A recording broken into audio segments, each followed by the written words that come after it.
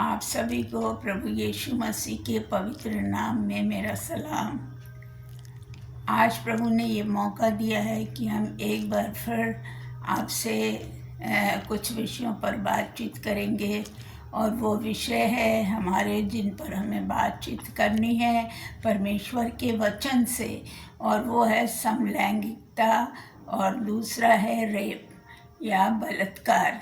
तो ये दो विषय हैं जिन पर आपसे बातचीत करनी है इस संबंध में कि हमारी बाइबल, हमारा पवित्र शास्त्र, हमारा परमेश्वर इस विषय में हमसे क्या कहता है। अगर आप रोमियो 1 उसका 26 और 27 पद देखें, आप रोमियो 1 निकालें, उसका 26 और 27 पद देखें, तो वहाँ इस प्रकार से लिखा है कि मनुष्य जाति के पाप के कारण परमेश्वर ने उन्हें उनके मन की अभिलाषाओं के अनुसार अशुद्धता के लिए छोड़ दिया। क्योंकि जो हमारा पहला बिंदु है वो समलैंगिकता है, होमोसेक्सुअलिटी है, और परमेश्वर इससे बहुत नाराज़ होता है। और उसने जब देखा कि हम मनुष्य उसकी बातों को नहीं सुन रहे हैं, उसकी आज्ञा के अनुसार नहीं चल रहे हैं, तो उसने जो है वो हम सबों को नाराज़ होकर छोड़ दिया। और जैसा कि रोमियो 1 और 24 में भी लिखा है, आप देखें, प्रभु समलैंगिकता, चाहे वो स्त्री समलैंगिकता हो या पुरुष समलैंगिकता हो, दोनों ही प्रकार की गतिविधियों को निंदनीय बताता है।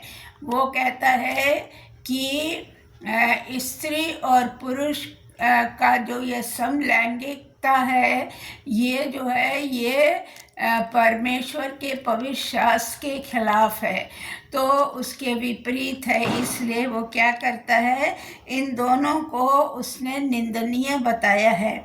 प्रभु ने केवल एक विवाह या विपरीत लिंग से विवाह को ही उन्होंने मान्यता दी है। जी, अगर आप देखें, अगर परमेश्वर ने जो है समलैंगिकता के बारे में थोड़ा भी कुछ विचार किया होता, या वो उसके प्रति थोड़ा भी संवेदनशील होता, तो क्या था, वो स्त्री और पुरुष को अलग अलग नहीं बनाता। उसने जब सृष्टि की रचना की और उसके बाद उसने देखा सृष्टि सुनसान पड़ी है, इसमें सब कुछ है लेकिन कोई भी वहाँ व्यक्ति नहीं है, तो उसने आदम को बनाया और उसके बाद उसने हवा को बनाया। उसने एक लिंग का नहीं बनाया, उसने विपरीत लिंग का बनाया। और वो यही चाहता है कि हमारा जो सेक्सुअल संबंध है वो विपरीत लिंग के इसके साथ ही हो, न कि समान लिंग के साथ हो। आप देखिए, रोमियो 1 26 27 हमें इस प्रकार से बताता है। रोमियो 1 26 27 वो इस प्रकार से बताता है कि इसलिए परमेश्वर ने उन्हें नीच कामनाओं के विषय में छोड़ दिया, वश में छोड़ दिया, यहाँ तक कि उनकी स्त्रियों ने भी स्वाभाविक व्यवहार को उससे जो स्वभाव के विरुद्ध था बदल डाला। मतलब पुरुष तो पुरुष और स्त्री भी इस काम को समलैंगिकता की ओर बढ़ गई, और प्रभु इससे बहुत नाराज होते हैं। 27वां पद अगर आप देखें तो वहाँ लिखा है, वैसे ही पुरुष भी स्त्रियों के साथ स्वाभाविक व्यवहार को छोड़कर आपस में कामातुर होकर जलने लगे, और पुरुष ने पुरुष के साथ निर्लज्ज काम करके अपने भ्रम का ठीक फल पाया। मतलब प्रभु नाराज हुआ। प्रभु बिल्कुल नहीं चाहता है, ये पाप है, क्योंकि ये वचन के अनुसार ये पाप है, और इसको मान्यता प्रभु ने नहीं दी है। प्रभु ने स्त्री और पुरुष करके बनाया है, और उसने उसी को मान्यता दी है, ना कि समलैंगिकता को। अगर आप देखें तो लेव्यवस्था 18:22 निकालें, लेव्यवस्था 18:22 जहाँ लिखा है, स्त्री गमन की रीति से पुरुष गमन न करना वो तो घिनौना काम है जी। समलैंगिकता को प्रभु ने जो है वो घिनौना काम बताया है। और आप देखें कि लय व्यवस्था 20:13 में इस तरह से लिखा है, निकालें लय व्यवस्था 20:13। वहाँ इस प्रकार से लिखा है, यदि कोई जिस रीति स्त्री से उसी रीति पुरुष से प्रसंग करे तो वे दोनों घिनौना काम करने वाले ठहरेंगे। इस कारण वे निश्चय मार डाले जाएंगे और उनका खून उन्हीं के सिर होगा जी। प्रभु इसमें दंड देगा, केवल दंड उसका बहुत भयानक होता है। वो हम लोगों को जो है मार डालेगा अगर हम इस तरह के चीज़ों से, समलैंगिकता से नहीं हटेंगे, हम इसमें लिप्त रहेंगे तो परमेश्वर हमें इसका दंड देगा, हमें मार डालेगा। आप देखिए, अगर आप जाएं तो उत्पत्ति 19 उसका 5 से 7 का में वहाँ पर क्या था, सदोम और अमोरा जो थे वो दोनों ही जगहों पर बहुत पाप बढ़ रहा था, समलैंगिकता भी बढ़ रही थी और लोग तरह तरह से पाप कर रहे थे। परमेश्वर नाराज़ हुआ और उसने ये ठान लिया कि हम सदोम और अमोरा को क्या करेंगे, दंड देंगे, वहाँ के लोगों को दंड देंगे और उनको ख़त्म कर देंगे, मार देंगे। और क्या हुआ, उसने 2 व्यक्तियों को, 2 स्वर्गदूतों को, प्रभु के सेवकों को, जिसे आप कह सकते हैं, वहाँ पर भेजा। वहाँ पर उन्हें क्या हुआ, जब वो वहाँ गए तो वहाँ पर उनको लूत मिला और लूत जो था वो उनसे जब वो मिला तो उसने कहा कि उसको दंडवत किया गिरकर उन लोगों को और कहा कि आप हमारे घर में चलिए, रात वहाँ रहिए और भोजन करिए और सुबह जाइएगा। उन्होंने कहा नहीं नहीं, मैं यहीं पर मैदान में ही रह जाता हूँ। उसने कहा नहीं नहीं प्रभु, आप यहाँ नहीं रह सकते, आप मेरे घर चलिए और वहाँ भोजन करिए और रात्रि बिताइए और फिर आप सुबह जाइएगा।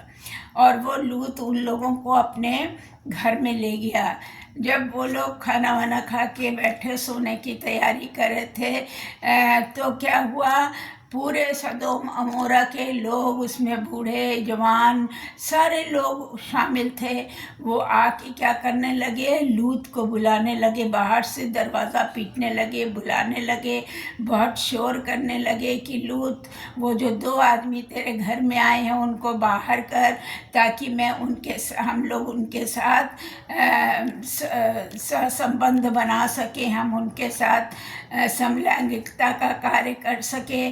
और जब बहुत ये लोग चिल्लाने लगे, बहुत बोलने लगे, तो क्या हुआ, लूत जो था दरवाज़ा खोल के बाहर आया। उसने दरवाज़ा फिर बंद किया, वो दोनों व्यक्ति उसके अंदर थे घर में। और फिर लूत ने कहा कि भाई तुम इस तरह का क्यों काम करते हो, ये पाप है परमेश्वर की ओर से, और यदि तुमको संबंध बनाना है तो मेरी 2 जवान लड़कियां हैं, तुम उनको ले जाओ और उनके साथ तुम संबंध बनाओ। लेकिन वो इनके सिर पर जो था पाप सवार था, समलैंगिकता का पाप सवार था उन लोग के। वो चिल्लाने लगे कि नहीं, तुम उसको बाहर निकालो, उस व्यक्तियों को बाहर निकालो, मैं उनसे संबंध बनाऊंगा। और फिर क्या हुआ, लूत ने बहुत समझाने की कोशिश की। बाद में उन दोनों ने दरवाज़ा खोल के लूत को अंदर कर लिया। ये लोग चिल्लाते रहे। तो इस तरह से देखिए कि इस तरह से इसी सब कारणों से जो, चूँकि वहाँ पाप बहुत बढ़ गया था, परमेश्वर की आज्ञा के विरुद्ध हो गए थे सदोम और अमोरा के लोग, इसलिए परमेश्वर ने उसको नाश करने का निर्णय लिया और नाश भी किया। तो इस तरह से आप देखें कि जब हम ऐसा काम करते हैं जो परमेश्वर के आज्ञा के खिलाफ होता है, हमारा पवित्रात्मा जिसके लिए कोई भी आज्ञा नहीं देता उस कार्य को करने के लिए, क्योंकि परमेश्वर ने विपरीत लिंग का सृजन किया था और उसने कहा कि ये ही एक साथ रहेंगे, ये आपस में इनके संबंध हो सकते हैं। तो लेकिन क्या था, सदोम और अमोरा के लोग इतने पापी हो गए थे। और ना सदोम और अमोरा पर आजकल भी आप देखिए इस तरह की घटनाएं आपके सामने बहुत सारी दिखाई देती हैं। और मैं राष्ट्रपति जी जो डोनाल्ड ट्रंप हैं उनका मैं धन्यवाद देती हूँ। या परमेश्वर ने उनके हृदय में ये डाला कि नहीं, ये पाप है, और वो बाइबल के अनुसार उन्होंने कहा कि मैं इस विवाह को कोई मान्यता नहीं दूंगा। तो इस तरह से एक स्टेप जो परमेश्वर चाहता था उन्होंने उठाया। तो ये एक बहुत ही श्रेयस्कर है, बहुत ही अच्छा निर्णय है जो उन्होंने इस संबंध में लिया, क्योंकि जो पाप है वो पाप है और पाप की मजदूरी तो मृत्यु है ना। तो इससे पहले कि हम नाश हो जाएं, हम अपने पापों का पश्चाताप करें और हम इन कामों को छोड़ दें। अगर आप देखें फिलिपियों 4:19 आप निकालें तो वहाँ पर लिखा है कि जो बातें तुमने मुझसे सीखी और ग्रहण की और सुनी और मुझसे देखी हैं उन्हीं का पालन किया करो। मतलब परमेश्वर ने ये नहीं बताया समलैंगिकता के बारे में, उसने यही कहा कि ये पाप है। और जब हम इस तरह के पाप करते हैं तो परमेश्वर कहता है कि तुमने जो बातें मुझसे सीखी, पवित्र शास्त्र में जो लिखा है, तुमने उसको जो पढ़ा है और मुझ में जो देखा है, तुम उन्हीं का पालन किया करो। तब परमेश्वर जो शांति का सोता है तुम्हारे साथ रहेगा जी। परमेश्वर हमको फिर कभी नहीं छोड़ेगा, ना हमारे ऊपर दंड की आज्ञा होगी। यदि हम परमेश्वर के वचन के अनुसार चलेंगे तो परमेश्वर सदैव हमारी मदद करेगा, सदैव हमारे को नाश नहीं करेगा, हम लोगों को बचाकर अपनी महिमा के लिए इस्तेमाल होने के लिए तैयार करेगा। तो ये समलैंगिकता, जिसे कि आप कह सकते हैं स्त्री और पुरुष की समलैंगिकता जो है वो जो है पुरुष गे और महिला लेस्बियन, इस तरह से ये इस तरह से परिभाषित की गई हैं। दूसरा विषय जो हमारा है वो है बलात्कार। आप जानते हैं बलात्कार का सीधा ये है कि यदि हम किसी की इच्छा के विरुद्ध उससे संबंध बनाते हैं, यौन संबंध बनाते हैं, तो वो बलात्कार कहलाता है। जो कि आज हम बहुधा देखने को भी बहुत सारा समाज में मिल रहा है कि हम लोग इस पाप को इतना ज़्यादा कर रहे हैं। और परमेश्वर का वचन हमें बताता है कि इस पाप की भी मजदूरी या इस पाप का परिणाम भी क्या है, नाश होना है। और एक ना एक दिन जैसा कि आप भविष्यवाणियाँ भी सुन रहे हैं, अगर ये संसार जो है वो इस तरह से पाप में लिप्त होता जाएगा तो एक दिन इस संसार का भी नष्ट हो जाएगा, क्योंकि हम इन कामों को करते हैं जो हमारे परमेश्वर ने मना किया है। जैसे कि दाऊद को आप ले लें, दाऊद ने बत्शेबा के साथ भी बलात्कार किया और उसके साथ संबंध बनाया और वो स्त्री गर्भवती हुई। तो हम उसकी इच्छा के अनुसार, चूँकि बत्शेबा का पति जो था उसके दाऊद के सेना में था, तो उसने सोचा, जब इसने दूध भेज के बत्शेबा को अपने यहाँ बुलाया और उसने क्या किया, व्यभिचार भी किया कि जब वो स्त्री नहा रही थी, क्योंकि आप जाते हैं घर पास पास होते हैं तो आंगन भी बहुधा दिखाई देता है, तो अपने आंगन में नहा रही थी और इसने व्यभिचार किया। इसने उसके मन में जो था उसके प्रति व्यभिचार आया और उसने कहा, उसको अपने दूत को भेजकर उसको बुलाया। और वो जब यहाँ पर आई तो उसने सोचा कि मेरा पति इसमें है, अगर मैं नहीं जाऊंगी इसकी सेना में तो ये मेरे पति के साथ दुर्व्यवहार करेगा और उसको कोई नुकसान हो सकता है। इसलिए वो दाऊद के राजभवन में गई और दाऊद के राजभवन में जब वो गई तो दाऊद ने उसके साथ बलात्कार किया।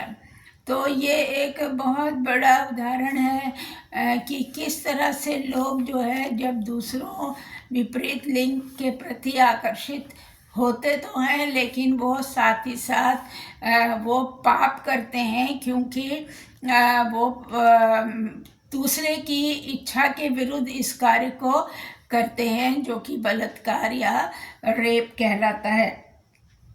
अगर आप देखें तो याकूब निकालें, याकूब उसका पहला अध्याय, उसका 14 और 15 पद, याकूब 1 उसका 14 और 15 पद, जहाँ पर लिखा है, परंतु प्रत्येक व्यक्ति अपनी अभिलाषा में खिंचकर और फंसकर परीक्षा में पड़ता। हम लोग अभिलाषी हो जाते हैं, हमें लगता है अरे इसके साथ हमको संबंध बनाना है। अब हम ये नहीं जानते कि जो सामने वाला है हम उसके विचार के विरुद्ध जा रहे हैं, वो हमसे इस तरह से हम उसके साथ ज़बरदस्ती कर रहे हैं। तो परमेश्वर का ये वचन बताता है कि प्रत्येक व्यक्ति अपनी अभिलाषा, हमारी ये गंदी इच्छा होती है, उसमें हम खिंचकर फंस जाते हैं और परीक्षा में पड़ जाते हैं। फिर अभिलाषा गर्भवती होती है और पाप को वो जन्म देती है, और पाप बढ़ जाता है तो मृत्यु उत्पन्न करता। हर जगह आपने देखा, समलैंगिकता में भी यही है। प्रभु ने बताया, परमेश्वर का वचन ये बताता है कि हम दंडित किए जाएंगे और हम मार डाले जाएंगे। यहाँ भी ये वचन यही कह रहा है कि हम मृत्यु को उत्पन्न करते हैं, मतलब हम मृत्यु की ओर अपना कदम बढ़ाते हैं जब हम इस तरह के काम को करते हैं। इसी प्रकार लिया की बेटी दीना को भी प्रधान हित्ती हमारे हमोर के पुत्र शेकेम के ने उसके साथ कुकर्म करके उसको भ्रष्ट कर डाला था। इस संबंध में आप उत्पत्ति की पुस्तक 1 और 2 पद में पढ़ सकते हैं। तो मेरे प्रिय भाइयों बहनों, ये हम सब के लिए एक चेतावनी है, और हमें उस चेतावनी के अनुसार अपने आप को मोड़ने की ज़रूरत है, अपने विचारों को बदलने की ज़रूरत है, अपने कृत्यों को बदलने की ज़रूरत है। जैसा हमारा प्रभु परमेश्वर, जैसे हमारा पवित्र शास्त्र हमें बताता है कि ये मृत्यु को लाता है, तो हम और आप मृत्यु के आगोश में ना जाएं।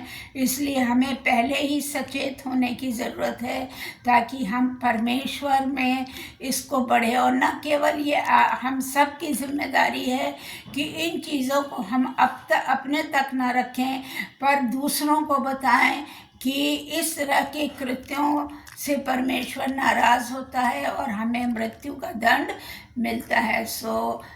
मेरा पूर्ण विश्वास है कि हम लोग इस कार्य के बारे में लोगों से ज़रूर चर्चा करेंगे और प्रभु के वचन से उन्हें बताएंगे कि प्रभु का वचन बार बार कहता है कि ये घिनौना काम है, इसको हमें नहीं करना है, नहीं तो हमको मृत्यु दंड मिलेगा। मेरे प्यारे भाइयों, मैं आज के इस वचन के लिए परमेश्वर का धन्यवाद देती हूँ कि परमेश्वर ने ये बताया हम लोगों को कि किस तरह हम अपने जीवन में हमको चलना है और किस तरह का व्यवहार हमें आपस में करना है। आप सबको प्रभु में मेरा तरफ से धन्यवाद हो। प्रभु आप सबकी अगुवाई करे, आप सबको आशीष दे और अपनी इच्छा के अनुसार आपको इस्तेमाल करे। धन्यवाद।